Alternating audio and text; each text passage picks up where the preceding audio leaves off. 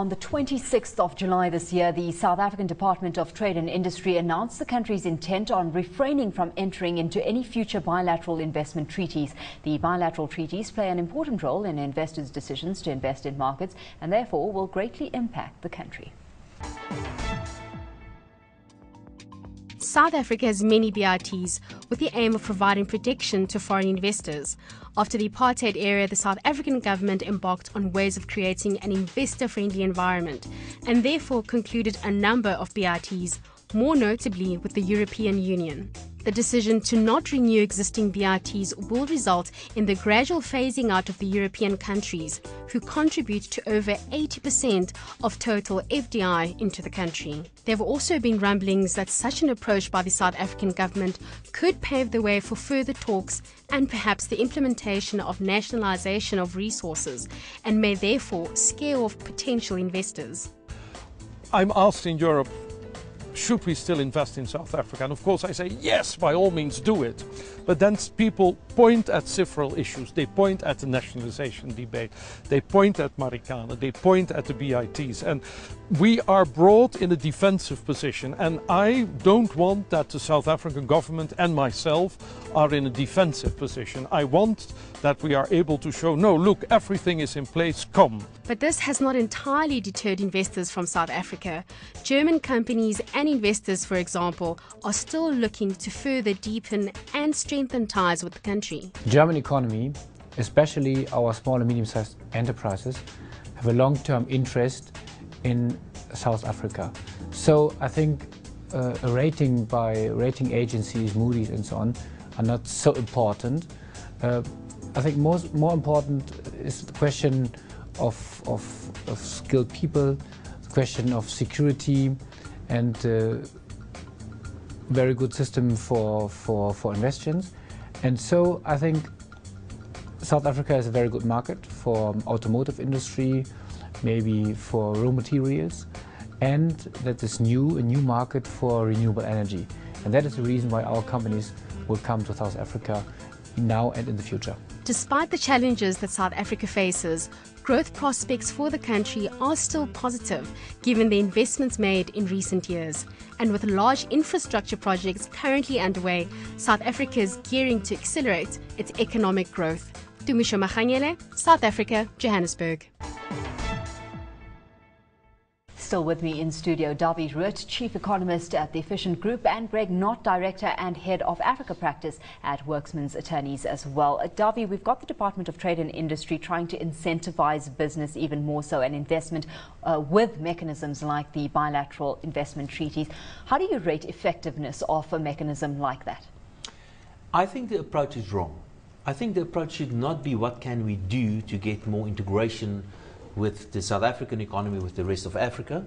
I think the first step should be and must be just to remove the obstacles in the way of integration. And there are many examples of obstacles if you want to do business in Africa. A simple example, if you want to go through the border post, you have to have a passport. Why can't we get a static passport, for instance? Why do you have to go through a border post if you want to transport something? Why is it not easier? Why can't we just drive the lorry through the border post? Those sort of things should be done. And of course, many other things, like, for example, in the case of South Africa, it's not easy to start a business in South Africa. South Africa is a sophisticated economy, and it's quite often, from an administrative point, easier to start a business in, say, Botswana, for example, than in South Africa. But of course, South Africa is more sophisticated in a way. I guess we have to have a little bit more paperwork. But make it easier.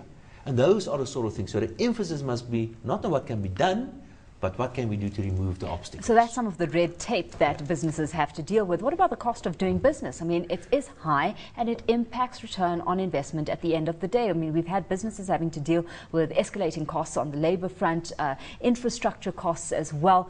When do you see us getting to a point where infrastructure is supportive of South Africa being fully open for business? Yes. Alicia, if I may, just to pick up on Davi's point in terms of taking away the barriers in Africa. A couple of years back in Tanzania at the World Economic Forum, Africa Economic Forum, there was a round table of presidential leaders, funny enough.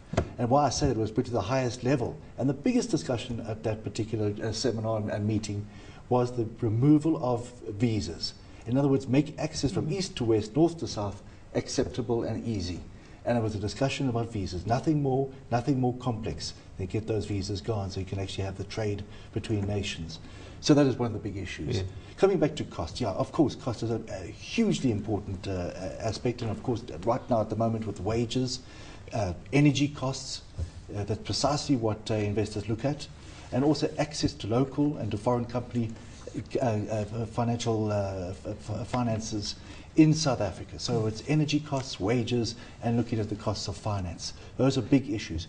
Coupled to that, of course, is also the speed of doing the business. That's the big issue, because the longer it takes, the more costly it will be. So the more effective, the more efficient that we are in working between our institutions, in the company's registrar's office, or the master's office, or whatever the case may be, investors want simplicity and efficiency. So what investors want is support by government, and by all the levels of government, the local authorities, provincial, central government, and the reality is, just have a look at the Auditor General's report. Those guys are not good, really. Yeah. They are, in fact, I think that's the single biggest threat to the South African economy. It's a state that is collapsing in its own weight, in its own incompetence. It takes too long to get just about everything. But I must say, there has been some improvement recently, but we can do so much better. Something that I think that I would have done as a first priority, if you look at the South African, the local economic issues in South Africa, I would certainly look at our tax regime. It is far too complicated, it's far too difficult, it's far too expensive to run. Expensive, Davy. I mean, we've had some say possibly the high levels of taxation experienced on the African continent, with African companies taxed the highest, is one of the biggest impediments. I mean, it's, you know, it's come to business as a very big constraint. Should we be using our fiscal policies more effectively to draw in investment? Yes, but again, not use it, but use it less. And you can do it less, but what I mean by that is, look at your tax system, for example, and simplify that. Don't use tax incentives to get people to invest. Just make your tax system so simple and straightforward that people want to come in any event. If you want to use your fiscus, do it on the expenditure side. If you want to support somebody somewhere, give a subsidy rather than to give us some sort of tax break. Because but the moment you give some sort of tax break or some sort of exception on the tax side, then you complicate things and you create opportunities for corruptions and all that. And when the day comes where you need to actually reverse things, that's when you trigger a whole lot of uproar. Greg, let's look at the sectors that we had Yinka highlight at in the first part of the show in terms of the sectors that are drawing investors in. He highlighted real estate specifically, more so on the residential side, but then manufacturing and capabilities there in a very big way too. Well, manufacturing, funny enough, and Davy can talk to this better than I can, but manufacturing at the moment, as the rand slides, should be happy days for them. But of course, with industrial disputes taking place, that works against it. But with the rand positioned as it is at the moment, that should be happy, as I say, happy days for manufacturing in our country. And that's what we need, because manufacturing provides jobs. Jobs provide security, it mitigates against political risk, and hence investors come into our country. So the rand is working in our favor at the moment, but against us is industrial action. Absolutely. I'm afraid the rand's not going to save us, because there's a lot of empirical evidence that a weak rand is actually bad for us. And in any event, even if the rand was that silver bullet, you can't keep on using the currency. The value of that's going to be eroded through inflation in any event. We need to address labour issues in South Africa. And actually what we should have had the past 2 or 3 years is another boom in investment, especially on mining. We haven't seen that, again, because of policy uncertainty. Well, what about a focus on, sorry to interrupt, but a focus on other industries aside from your mainstream sectors where we know beneficiation has been very much on the radar screen? Well, something that I think South Africa has got to really, what we can offer a lot to the rest of Africa is in the service industry. I'm referring specifically to financial services. And that is exactly what is happening. All our banks are in Africa, investment managers are in Africa, they are really expanding into Africa. And Africa, many countries in Africa, the financial environment is not really very modern yet. I mean, there's a lot of things that need to be done, and maybe we can send our financial gurus in there to assist some of those countries. We know from my company, we are doing business with other countries in Africa, but sometimes it's just about impossible because they don't have legislation, they don't have a proper support system. We don't even know whether we need to be registered somewhere as an asset management, for example, if you go to Mozambique. I agree with that, with professional service. But another sector which is quite interesting and often overlooked, which traditionally quite strong in, is agriculture. Now, if you look at Mozambique, for instance, up in the Tet province, we have Motis and so on, and gas finds and oil finds and so on. What is needed is food, and that we can export, and that we are exporting at the moment. In fact, it's quite a success story. And that's something which is one sector which we just don't seem to necessarily hone on and say, and I agree with Davy, there is absolutely no silver bullet.